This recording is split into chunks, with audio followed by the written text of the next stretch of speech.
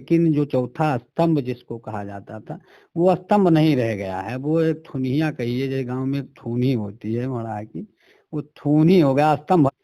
यहूदी ही यादव हैं, ये क्या दर्शा रहा है कि मतलब ये जातिवाद फैला रहे हैं या यादवों के प्रति इनके अंदर जो द्वेष भावना है उसको दर्शा रहे हैं? आरएसएस से अंग्रेज जमाने की थी, उनके साथ काम, अंग्रेज के साथ काम भी किए हैं लोग, तो इनको पता है कि फूट कैसे डाली जाती है, राजनीति कैसे की।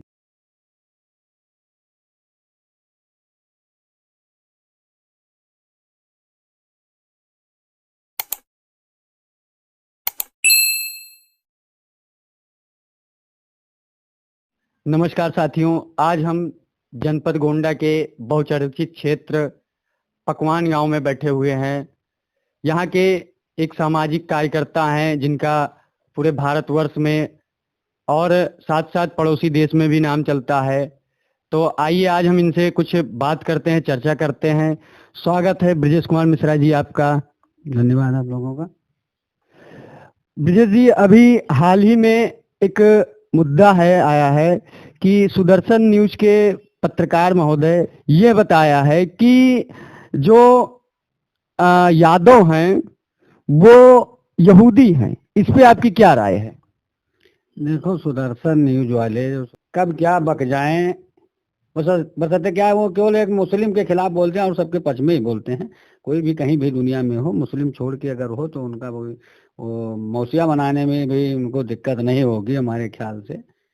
जिस तरीके की उनकी भाषा है, हमने एक दो बार गलती से सुदर्शन न्यूज को देखा है, गलती से देखा है, क्योंकि हम इस वक्त जब से विगत 5-6 सालों से मीडिया का जो स्तर हो गया है, चैनलों का जो स्तर हो गया है, चाटुकारिता और वो जो है एक विवशता कहिए, चाटुकारिता भी नहीं कह सकते हैं। चाटुकारिता तो तब होती जब आप अपनी इच्छा अनुसार जाते हैं। आप चैनल के जो है में काम कर रहे हैं और उस नौकरी को बचाने के लिए आपको विवश होना पड़ रहा है, क्योंकि अभी रवीश कुमार जी अगर विवश होके काम करते, उन्होंने तुरंत जो है स्वाभिमान के साथ जिस तरीके से इस्तीफा दे दिया, वो अलग चीजें हैं।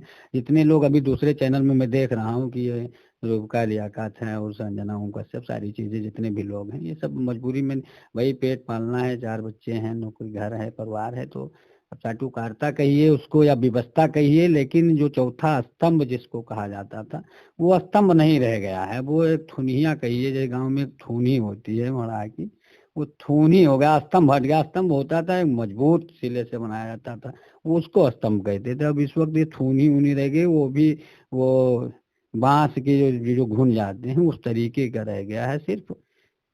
अभी जिस तरीके की इन सबकी न्यूज चल रही है, अब यहूदी को जो है यादव कह दिया, ये समझिए तब भी गनीमत है, रिश्तेदार नहीं बताया, रिश्तेदार भी बता सकते हैं।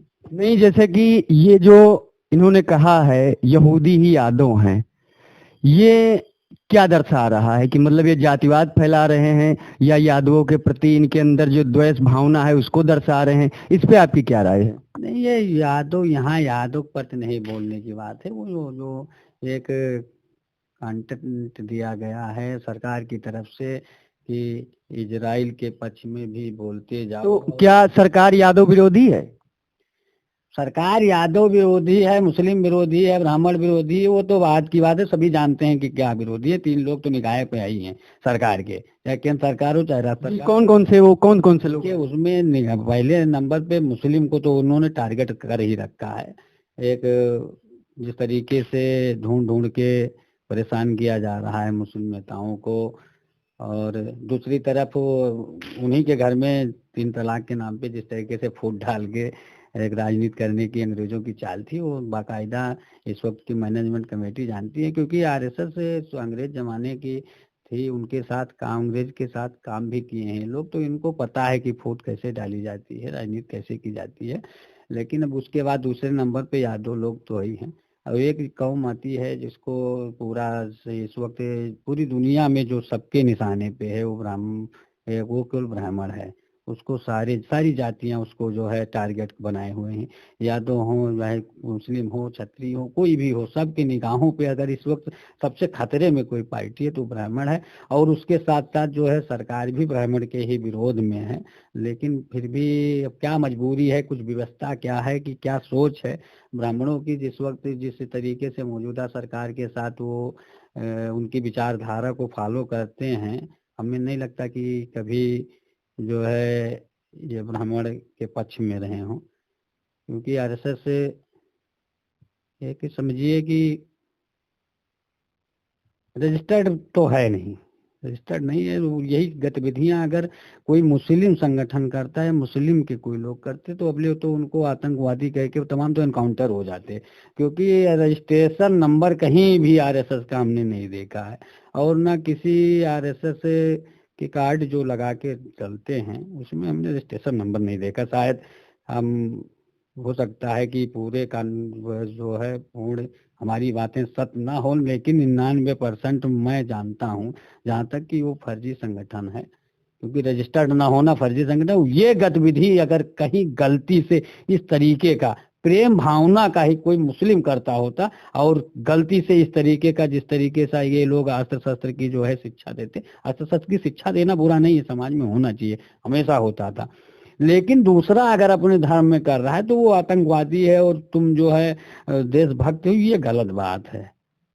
हम इस पे ज्यादा बहुत कुछ नहीं कहना चाहते हैं, लेकिन तो ये गलत है। अगर ये मुस्लिम होता कोई तो अगले वो पार्टी नस्तनाबूद कर दी जाती, बुलडोजर चलता कि गोलियां मारी जाती, ये क्लियर नहीं है क्योंकि अभी है नहीं मौके पे, लेकिन दो में से तो एक होता ही।